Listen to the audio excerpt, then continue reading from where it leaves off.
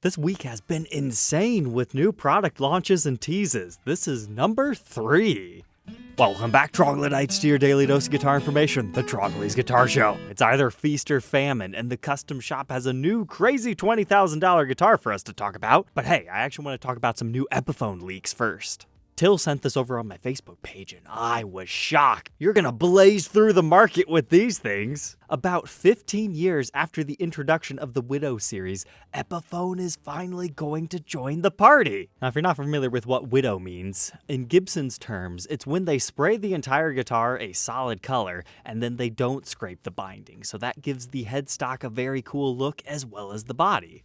This effect was first utilized in 2009 for the Sam Ash exclusive Black Widow, which was a nice red finish. It was built on an R7. You can check out the full review and demo if you need to learn more. But that was borrowed from vintage guitars having an ambered natural coat.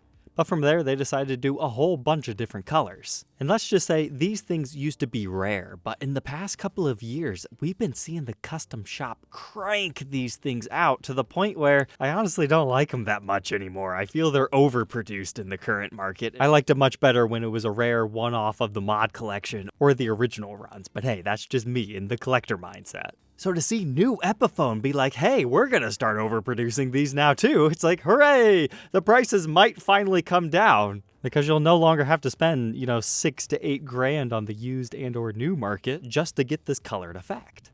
But don't get too excited, there is a little bit of a catch here. I don't know if this is a dealer exclusive, region specific type thing, or if we're going to see a worldwide release. You might notice we've got some strange symbols over here. Google can help us translate that to electric guitar and Widow series. So at least it doesn't say like Ishibashi exclusive or anything. So will we see these in the United States? I don't know, but keep your eyes and ears open because that is the new Kalamazoo headstock style. And it looks like we're going to get a yellow Widow, the orange Widow, red, and purple. Kind of sad not to see a blue in that mix, but hey, start with 4 colors and then go from there, I guess. What would be really cool though is if they just let them be regular baseline customs, $800. And don't give them the Gibson USA electronics to make them $1,200, but time will tell onto that.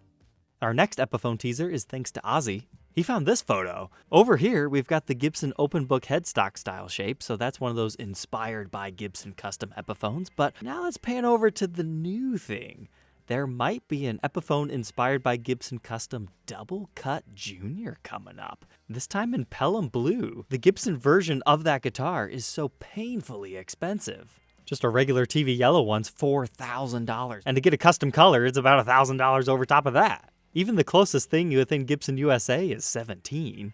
So we could see this land like $900, maybe $1,100 if we're really pushing it, just to give us more option between do we choose the Gibson USA custom shop or the Epiphone. That would be pretty cool, but at least it looks like they're differentiating between what colors there might be available. And I think that blue looks fantastic. But again, consider this a leak. I don't know how old this photo is. I don't know how soon it might be. It could never happen, but it was something exciting to see. Because as of right now, both of those models are not mentioned on the Epiphone website as far as I'm aware. But since we're catching up on Epiphone anyway, looks like the Tak Matsumoto's. We had reviewed one and then the order button disappeared. It looks like it's back now. So there are a few more, but it looks like they're doing the Gibson.com exclusive on those. I don't remember this guitar. Possible I might have missed it because it's an acoustic, but a SJ200 1957? $1,500 is nothing to sneeze at. But they're offering them in a nice antique natural and a vintage sunburst. Let's see the backs on those. Doesn't look like you get much figuring, but maybe a little bit. Okay, the natural has a lot more going on. Wow, they even put a stinger on it, and you get the 3-piece neck. That's interesting how only the maple gets the stinger, and they opt to have the 3-tone sunburst neck. That's cool that there's some differences. But now back to Gibson Custom Shop. Something that's fun to learn about its existence, but it's out of reach for most people. This is the Eric Clapton 1958 Les Paul Custom. When I think of Clapton, I think about the Blackie Strat, maybe even the Brownie, the Beano Burst, 100,000% the Fool SG. Why couldn't we have gotten that? Maybe that'll be this November's Super Ultra Collector's Party Edition. And this is just a warm-up as a 1958 Les Paul Custom. But apparently he purchased this guitar in his first American tour in 1967 at Manny's Music and used it through the 60s and 70s, but most notably during a concert where he played alongside John Lennon, Alan White, and Mr. Vorman. But in 1979, Clapton actually gifted it to Albert Lee, and Albert Lee and Clapton kind of worked together to make this thing what it is. Because Eric decided to put a completely different neck profile that he prefers onto it, and they opted to use custom Bucker Alnico 3 humbuckers. But they're $20,000, and they're only making 150 of them. The closest thing we have to compare to within Gibson's literature is the 1957 reissue Les Paul Custom Light Age. Those run you $9,000 when you can find one. So to bump it up to heavy age, I would assume it'd be like $10,500. So it's looking like they're putting a premium on this. However, they are spicing up the case candy a little bit with a hand-signed Eric Clapton and Albert Lee pickguard. Okay, yeah, that's kind of cool. It's encased in mahogany, and it looks like it has a glass topper or plexiglass, something similar. You get a special medallion on the back, but I dig the case. The Duck Bros. I'm sure there's a story, but to me it just looks like a Super Mario Bros. Ripoff. But that looks like a super ultra heavy-duty flight case. And on the inside, nice brown interior. Hey, we get the return of the combo lock. And it looks like the case is being aged too. I mean, that's probably like a $2,000 custom case right there. Looks like we're getting a super ultra fancy strap as well. Here's a COA with it. Can't quite tell if it's one of those really nice leather ones, but I'd imagine so. You get the Duck Bros on the back of that too. But another spec that these have is ultra lightweight mahogany body, which I'm always curious when they say stuff like that. I want them to prove it. So here we are over on a website that lists their weight. 9 pounds, 9 pounds, 10, 9. I was thinking more like 7.5 to 8.5 would be the range. But it looks like what is consistent through all of them is they have to have 2 giant dings on either side of your pickup here. And then it looks like you can actually kind of vary between how many small light nicks and dings you get over here. I mean, I would say number 108 over here is the heaviest age thing that we've got. And you can even see this one retains more of the gold. It's fun when you can see multiples of these. As far as the back, looks like they have to have this mark and then a couple of scratches.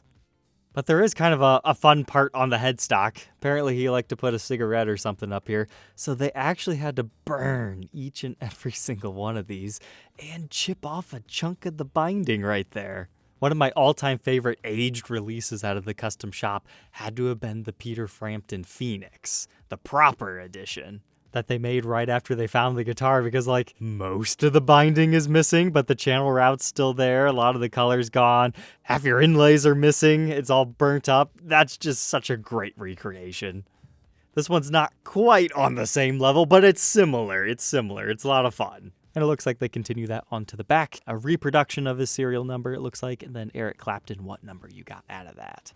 So hey, if anybody wants to New Guitar Day, I will gladly shop around and find you the best price available and get your guitar featured on the show before it gets sent on your way. Otherwise, we've got a little bit of guitar hunting we can do yet tonight. We'll kick things off with this 1980 Les Paul Standard offered by Emerald City Guitars. That's a pretty particularly bold cherry sunburst, but I feel like a pick guard would do this one wonders. It was definitely drilled for one, you just got to put it back on. But what also catches my attention, being in 1980, it actually has the brand new at that time reissue style knobs put on here. I bet those were purchased aftermarket around the time that this thing was made. But that is a fantastic part, and wow! Now I understand their asking price. That is some pretty nice figuring in that mahogany body. Really heavy on that edge too. Got your cool brown back plates, and then our headstock. Extra ambered over, the Gibson logo's a little bit chipped, still has the wide head. And hey, even our maple neck has some decent figuring. It's Nashville built, sure enough, in 1980, looks like what, 140th day of the year? I'd be real curious if that actually has the new Tim Shaw PAFs in it. Somebody put 57 Classics in it. So we'll never know if that was a special 80 standard. Along similar lines, Rivington listed a 74 standard. I thought the burst job got a little bit lame over here, but that might just be the particular photo angle here. But it looks like this one has definitely been refretted. That one's really ambered over too, but it looks like the original tuners are still present. I mean, a 74 standard would actually be a big deal. Okay. It's got the correct serial number. It's got some finish checking and wear, but yeah, that does look to be an early one. All the wiring looks good here. 74 pot code, very late in the year, 50-something weeks, so all intents and purposes. Can you call it a 74? Yes, but most likely it was completed sometime in 1975. But the routes from these particular photos look good. I might even argue it's a very late 75 because we've already transitioned into this style of T-top instead of having the patent stickers. And ooh, okay, it's not a Survivor. It's a restored example. They definitely had different tuners on that at one point in time. And oh no! Gen 4 chainsaw case strikes again. This is the worst version of that case because they take all the padding out of it. Like, I know this looks like your regular padded chainsaw, but no. This is just felt glued on top of the plastic. There is no padding in these things at all. They even got rid of the compartment door. That's still better than no case. Don't forget to like, comment, and subscribe, and we'll catch you tomorrow on the next one. Take care.